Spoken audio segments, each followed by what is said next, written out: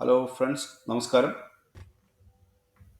ഇന്ന് നമ്മൾ പഠിക്കുന്നത് അല്ലെങ്കിൽ ചർച്ച ചെയ്യുന്നത് ബെഞ്ചമിൻ ഗ്രഹാമിൻ്റെ 9 ടിപ്പുകളാണ്.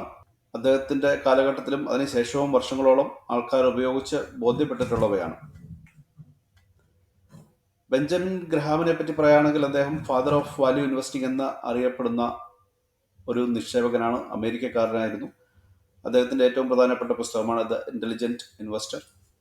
പല കാര്യങ്ങളും പ്രധാനപ്പെട്ട പല പ്രിൻസിപ്പിളുകളും അദ്ദേഹം ഈ പുസ്തകത്തിലൂടെയാണ് നാട്ടുകാരിലേക്ക് എത്തിച്ചിട്ടുള്ളത്.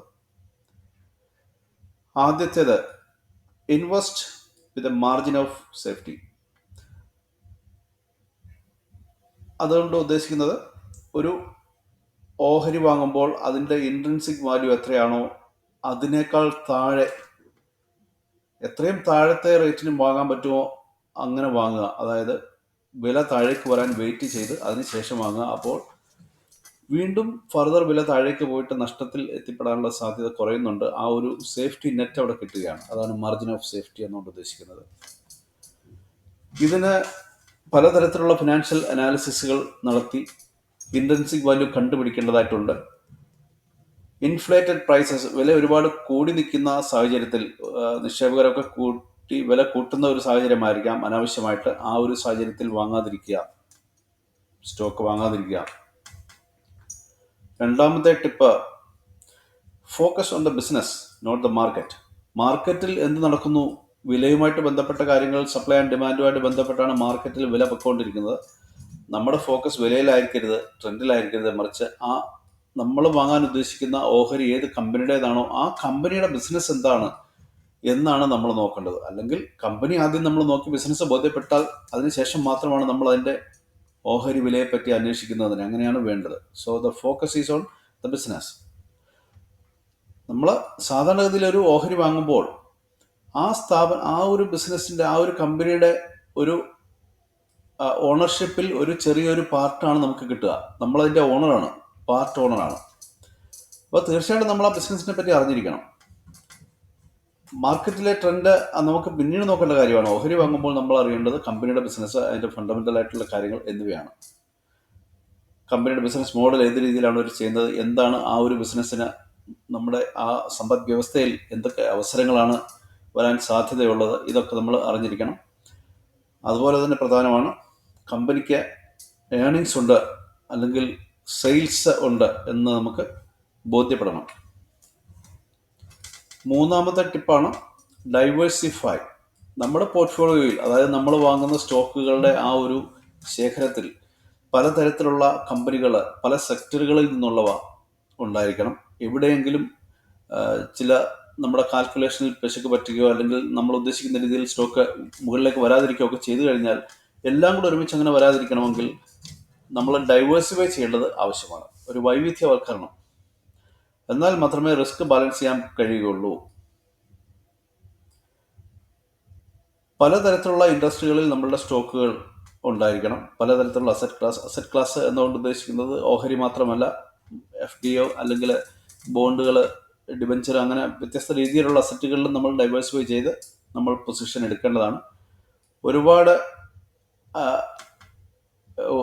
എമൗണ്ടുകൾ അല്ലെങ്കിൽ വാല്യൂ ഒരേ ഏരിയയിൽ തന്നെ ഫോക്കസ് ചെയ്യുന്നത് ഒഴിവാക്കണം. കാരണം അവിടെ എന്തെങ്കിലും പ്രശ്നം പറ്റിയാൽ നമുക്ക് മൊത്തത്തിൽ നമ്മുടെ പോർട്ട്ഫോളിയോ ബാധിക്കും. നാലാമത്തെ ടിപ്പ്, എംബ്രേസ് കോൺട്രേറിയൻ തിങ്കിങ്. പൊതുജനം പൊതുവെ ചിന്തിക്കുന്നതിന് അഗെയിൻസ്റ്റ് ആയിട്ട് ചിലപ്പോൾ നമുക്ക് ചിന്തിക്കേണ്ടി വന്നേക്കാം. കാരണം അവരുടെ ചിന്താരീതി തെറ്റാവാനും ചാൻസ് ഉണ്ട്. So going against the crowd, പൊതുജനം പോകുന്നതിന് ഓപ്പോസിറ്റായിട്ട് പോകും. ആൾക്കാരെല്ലാം വിൽക്കാനായിട്ട് ധൃതി പിടിച്ച് വരുന്ന ഒരു സമയത്ത് വില കുറയുന്നുണ്ടാവും. നമ്മൾ ആ സമയത്ത് വാങ്ങാനുള്ള അവസരങ്ങൾ നോക്കുക. അതുപോലെ തന്നെയാണ് മാർക്കറ്റ് എക്സ്ട്രീമായിട്ട് മുകളിലേക്കാണ് പോയിട്ടുള്ളതെങ്കിൽ അവിടെയും നമുക്ക് വാങ്ങാനുള്ള അവസരം. നാട്ടുകാരൊക്കെ എല്ലാം സ്റ്റോക്ക് മേടിച്ചുകൊണ്ടിരിക്കുന്ന ഒരു സാഹചര്യമാണ്. പക്ഷെ നമ്മൾ അന്നേരം കരുതിയിരിക്കണം. ഒരുപക്ഷെ അത് വാങ്ങേണ്ട സമയം ആയിരിക്കില്ല. ചിലപ്പോൾ നമ്മുടെ കയ്യിലുള്ള സ്റ്റോക്ക് വിൽക്കേണ്ട സമയമായേക്കാം. അത് ശ്രദ്ധിക്കണം. അത് കോൺട്രേറിയൻ തിങ്കിങ്ങിന്റെ ഭാഗമാണ്.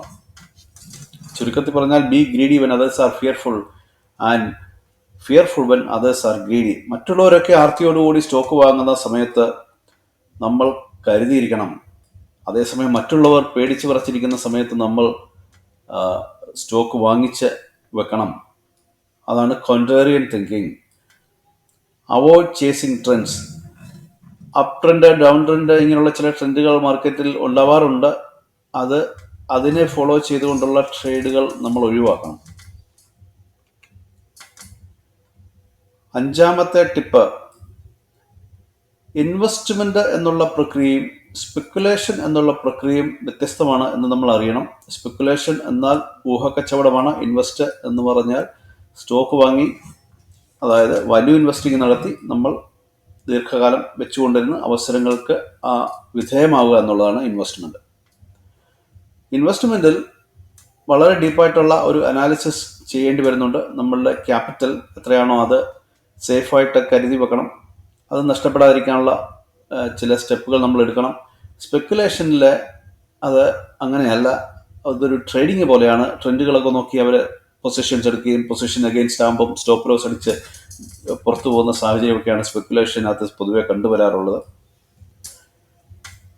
സോ നമ്മൾ തീരുമാനങ്ങൾ എടുക്കുമ്പോൾ അത് നമ്മൾ നടത്തിയ വിശകലനത്തെ അടിസ്ഥാനമാക്കിയായിരിക്കണം നമ്മുടെ തീരുമാനം. അല്ലാതെ ആരെങ്കിലുമൊക്കെ എന്തെങ്കിലുമൊക്കെ പറഞ്ഞു, അത് നമ്മൾ കേട്ടു, ആ രീതിയിൽ നമുക്ക് തീരുമാനിക്കാൻ പറ്റില്ല.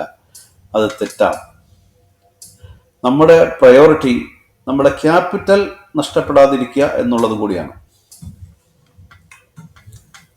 6-ാമത്തെ tip, demand a reasonable return. നമ്മൾ ഒരു ഇൻവെസ്റ്റ്മെന്റിൽ ഏർപ്പെടുമ്പോൾ അതിൻ്റെ പിന്നിൽ പല എഫർട്ടുണ്ട്. നമ്മുടെ പണമുണ്ട്, നമ്മുടെ എഫർട്ടുണ്ട്, അനാലിസിസും ഒക്കെ ആയിട്ട് ബന്ധപ്പെട്ട്. അതുകൊണ്ട് തന്നെ ഒരു റിട്ടേൺ നമ്മൾ പ്രതീക്ഷിക്കണം. പക്ഷെ അത് റീസണബിൾ ആയിരിക്കണം. ഒരുപാട് അന്യായമായിട്ടുള്ള ഒരു റിട്ടേൺസ് നമുക്ക് കിട്ടും എന്ന് നമ്മൾ കരുതരുത്. റിയലിസ്റ്റിക് ആയിട്ടുള്ള, യാഥാർത്ഥ്യമായിട്ട് പൊരുത്തപ്പെടുന്ന രീതിയിലുള്ള ചില പ്രതീക്ഷകളെ നമ്മൾ വെച്ച് പുലർത്താവും. ഡിവിഡൻഡുകൾ കിട്ടുമ്പോൾ ലാഭവിഹിതം കമ്പനികൾ ഡിക്ലെയർ ചെയ്യുമ്പോൾ നമ്മൾ സ്റ്റോക്ക് വാങ്ങി വെച്ചിട്ടുള്ളത് കൊണ്ട് നമുക്ക് അതിൻ്റെ ഒരു വിഹിതം കിട്ടും. അത് എത്രയാണോ അത് നമുക്ക് ഉപയോഗിച്ച്, ആ പണം ഉപയോഗിച്ച് വീണ്ടും ഫർദർ സ്റ്റോക്കുകൾ ആ കമ്പനിയുടെയോ അല്ലെങ്കിൽ മറ്റേതെങ്കിലും കമ്പനിയുടെയോ വാല്യൂ ഇൻവെസ്റ്റിങ്ങിൽ പ്രൊസീജിയറിൽ കൂടെ കടന്നു പോയിട്ട് നമുക്ക് ഇൻവെസ്റ്റ് ചെയ്യാൻ പറ്റും. അപ്പോൾ നമ്മളുടെ പോർട്ട്ഫോളിയോ മൊത്തത്തിൽ ഒന്നുകൂടെ നന്നായി പെർഫോം ചെയ്യും. കാരണം നമ്മൾ ക്യാപിറ്റലൈസ് വീണ്ടും ചെയ്യുന്നുണ്ട്, അതായത് ക്യാപിറ്റൽ വർദ്ധിപ്പിക്കുന്നുണ്ട്. ഡിവിഡൻഡ് നമ്മൾ എടുത്ത് വീട്ടിൽ കൊണ്ടുപോകാതെ നമ്മൾ വീണ്ടും ഇൻവെസ്റ്റ് ചെയ്തു. So we get the power of compounding. അപ്പം മാർക്കറ്റിൻ്റെ അതുവരെയുള്ള ഒരു ഹിസ്റ്ററി അനുസരിച്ച് ഏത് രീതിയിൽ ഉള്ള ഒരു റിട്ടേൺസ് ആണ്, ഒരു നേട്ടമാണ് നമുക്ക് പ്രതീക്ഷിക്കാൻ കഴിയുന്നത് എന്ന് നോക്കിയിട്ട് റീസണബിൾ ആയിട്ടുള്ള ഒരു നേട്ടമാണ് നമ്മൾ പ്രതീക്ഷിക്കേണ്ടത്. 7-ാമത്തെ tip, understand mister market analogy. ഈ മിസ്റ്റർ മാർക്കറ്റ് എന്ന് പറഞ്ഞു കഴിഞ്ഞാൽ ബെഞ്ചമിൻ ഗ്രഹാം കൊണ്ടുവന്ന ഒരു കൺസെപ്റ്റാണ്. മിസ്റ്റർ മാർക്കറ്റ് എന്നുകൊണ്ട് അദ്ദേഹം ഉദ്ദേശിക്കുന്നത് മാർക്കറ്റ് സ്റ്റോക്കിൻ്റെ റിയൽ വിലയുമായിട്ട് ബന്ധമില്ലാത്ത രീതിയിൽ നമ്മളെടുത്ത് വരിക എന്ന് പറഞ്ഞാൽ മാർക്കറ്റിൽ ചില ന്യൂസും അല്ലെങ്കിൽ പ്രൈസ് കോട്ട് ചെയ്ത് പോകുന്ന ഒരു രീതി ഉദ്ദേശിച്ചാണ് അദ്ദേഹം പറഞ്ഞത്. യാഥാർത്ഥ്യവുമായിട്ട് യാതൊരു പൊരുത്തവും ഇല്ലാത്ത രീതിയിലുള്ള വിലകൾ മാർക്കറ്റിൽ വരാറുണ്ട്. അത് മിസ്റ്റർ മാർക്കറ്റ് എന്ന ഒരു കൺസെപ്റ്റിലാണ് അദ്ദേഹം അത് അവതരിപ്പിച്ചിരിക്കുന്നത്. അത് മിസ്റ്റർ മാർക്കറ്റ് എന്ന് പറയുമ്പോൾ മാർക്കറ്റിൽ മാത്രമാണ് അവിടെ ആ ഒരു കൺസെപ്റ്റ് ശ്രദ്ധിക്കുന്നത്. സ്റ്റോക്കിന്റെ ഫണ്ടമെന്റൽ ആയിട്ടുള്ള കാര്യങ്ങളൊന്നും ശ്രദ്ധിക്കാതെ ചില വിലകൾ വിളിച്ച് പറയുക, മാർക്കറ്റ് മുകളിലേക്കും താഴേക്കും ഒക്കെ പോകുന്ന ഒരു സാഹചര്യത്തെയാണ് അങ്ങനെ ഉദ്ദേശിക്കുന്നത്. അത് നമ്മൾ മനസ്സിലാക്കിയിരിക്കണം. ഡെയിലി നമുക്ക് പ്രൈസ് കിട്ടും. ഈ പ്രൈസ് പ്രത്യേകിച്ച് ഈ വാല്യൂമായിട്ട് വലിയ ബന്ധമൊന്നുമില്ലാത്ത രീതിയിലാണ് ഈ പ്രൈസുകൾ വരുന്നത്. നമ്മൾ അത് നീതിക്ക് നിരക്കുന്ന രീതിയിൽ റീസണബിൾ ആയിട്ടുള്ള ഒരു അസസ്മെന്റ് നമ്മളാണ് നടത്തേണ്ടത്. എന്നാൽ മാർക്കറ്റിൽ ഉണ്ടാകുന്ന ഈ ഫ്ലക്ച്വേഷൻസ്, വളരെ വലിയ രീതിയിലുള്ള വില വർധനവ് അല്ലെങ്കിൽ വളരെ വലിയ രീതിയിലുള്ള വില ഇടിവ് ഒക്കെ നമുക്ക് അവസരങ്ങളാണ്. നമുക്ക് സ്റ്റോക്ക് വാങ്ങാം അല്ലെങ്കിൽ വിൽക്കാം. അതുമായിട്ട് ബന്ധപ്പെടുത്തിയിട്ട് ഒരു വാല്യൂ ഇൻവെസ്റ്റർ എന്നുള്ള നിലയിൽ നമുക്കും ചില പൊസിഷൻസ് ഒക്കെ അപ്പോൾ ക്ലിയർ ചെയ്യാനും എടുക്കാനും ഒക്കെയുള്ള അവസരമുണ്ട്.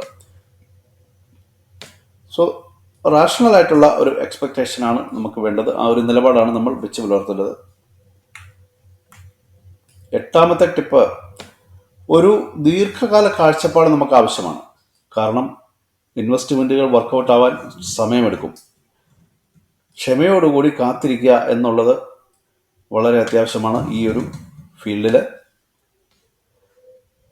ഇൻവെസ്റ്റ്മെൻറ്റുകൾക്ക് വളരുവാനുള്ള ഒരു സമയം നമ്മൾ കൊടുക്കണം. Avoid frequent trading that erodes returns. ഇടയ്ക്കിടയ്ക്ക് നമ്മൾ ട്രേഡ് ചെയ്തുകൊണ്ടിരുന്നാൽ, ഫ്രീക്വൻറ്റ് ട്രേഡിംഗ് നമ്മൾ ചെയ്താൽ നമുക്ക് റിട്ടേൺസ് കറക്റ്റായിട്ട് കിട്ടാൻ ബുദ്ധിമുട്ടാണ്. കാരണം ട്രേഡിങ്ങുമായിട്ട് ബന്ധപ്പെട്ട് ഒരുപാട് ട്രേഡിംഗ് ഫീസും മറ്റും പോവുകയും നമ്മുടെ പൊസിഷനൊക്കെ തെറ്റിപ്പോവുകയും ഒക്കെ ചെയ്യാനുള്ള സാധ്യതകളുണ്ട്. അതുകൊണ്ട് ഫ്രീക്വൻ്റ് ആയിട്ടുള്ള ട്രേഡിംഗ് ഒഴിവാക്കണം.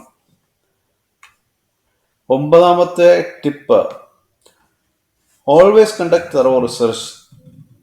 വളരെ ഡീപ്പായിട്ടുള്ള ഒരു റിസർച്ച് ചെയ്തതിന് ശേഷം മാത്രമാണ് നമ്മൾ സ്റ്റോക്കുകൾ വാങ്ങേണ്ടത്, കൈവശം വെച്ചുകൊണ്ടിരിക്കേണ്ടത്, അല്ലെങ്കിൽ വിൽക്കേണ്ട സാഹചര്യം വന്നാൽ വിൽക്കേണ്ടതൊക്കെ റിസർച്ചിൻ്റെ ഭാഗമായിട്ട് മാത്രമാണ്. അതാണ് ഈ സക്സസ്ഫുൾ ഇൻവെസ്റ്റിങ്ങിൻ്റെ പ്രധാനപ്പെട്ട ഒരു എലമെൻറ്റ്. അതിൻ്റെ ഭാഗമായിട്ട് കമ്പനിയുടെ ബാലൻസ് ഷീറ്റുകൾ അല്ലെങ്കിൽ പ്രോഫിറ്റ് ആൻഡ് ലോസ് സ്റ്റേറ്റ്മെൻറ്റ്, ഇങ്ങനെയുള്ള ഫിനാൻഷ്യൽ സ്റ്റേറ്റ്മെൻറ്റ്സുകളൊക്കെ നമ്മൾ വാങ്ങി പഠിക്കണം. ഇൻഡസ്ട്രിയിൽ നടക്കുന്ന കാര്യങ്ങൾ അറിഞ്ഞിരിക്കണം, സമ്പദ് വ്യവസ്ഥയിലുള്ള കാര്യങ്ങൾ അറിഞ്ഞിരിക്കണം. ഇതൊക്കെ അനാലിസിസിൻ്റെ ഭാഗമായിട്ട്, റിസർച്ചിൻ്റെ ഭാഗമായിട്ട് ചെയ്തിരിക്കേണ്ടതാണ്. നമ്മളുടെ പോർട്ട്ഫോളിയോയിലുള്ള കമ്പനികൾ, നമ്മളിപ്പോൾ പല കമ്പനികളുടെ സ്റ്റോക്കുകൾ നമ്മൾ വാങ്ങിയിട്ടുണ്ടായിരിക്കുക. ആ കമ്പനികളെ പറ്റിയുള്ള ഡേ ടു ഡേ ഇൻഫർമേഷനൊക്കെ നമ്മൾ അപ്ഡേറ്റ് ചെയ്ത് വെച്ചിരിക്കണം. നമ്മൾ പഠിച്ചത്, ഈ വീഡിയോയിൽ പഠിച്ചത്, ബെഞ്ചമിൻ ഗ്രഹാം അവതരിപ്പിച്ചിട്ടുള്ള തത്വങ്ങളൊക്കെ ഈ കാലഘട്ടത്തിലൊക്കെയും വാലിഡാണ്.